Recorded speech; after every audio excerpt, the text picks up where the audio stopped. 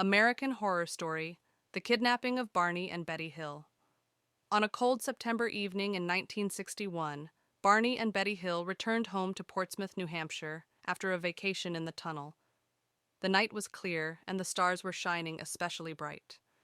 Betty, sitting in the passenger seat, noticed a strange light in the sky. "Barney, look! What's that?" she said, pointing toward the shimmering object.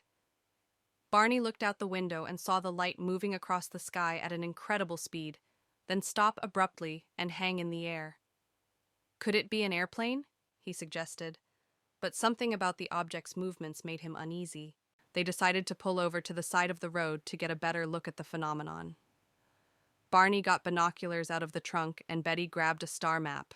They'd bought it on vacation.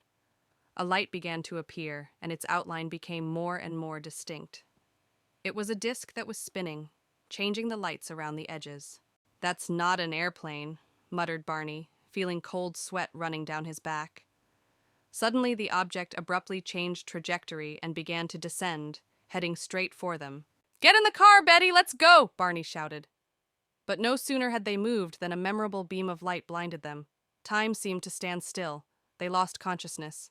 When Barney and Betty awoke, the car was on a deserted road, and the clock showed 2 hours later than they had expected.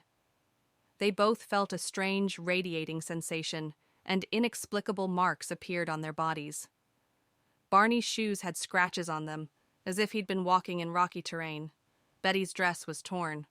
They reached the house, but the sensation of sound did not let them go.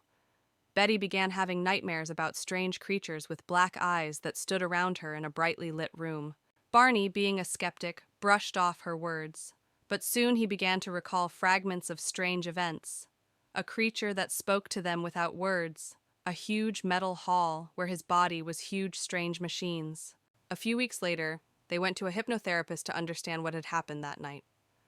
Under hypnosis, they recounted the same details: how they had been taken aboard a UFO, how beings with gray skin and Mendel-like eyes performed experiments on them. They had heard voices, but no one had opened their mouths. Barney remembered one of the creatures explaining that they were researching the human species. Betty, on the other hand, claimed to have seen a map of a star on which the aliens' home planet was marked. After these sessions, the dreams became clearer, but it only brought them more anxiety. They felt watched. Strange lights began to surround their house at night. A neighbor once said she saw shadows in their windows even though no one was home. Barney and Betty Hill's story became one of the first documented stories of UFO sightings in America. Some consider their story to be fiction, others see it as proof of the existence of extraterrestrial life. But for the rest of their lives, Barney and Betty claimed, "We've seen them and they exist."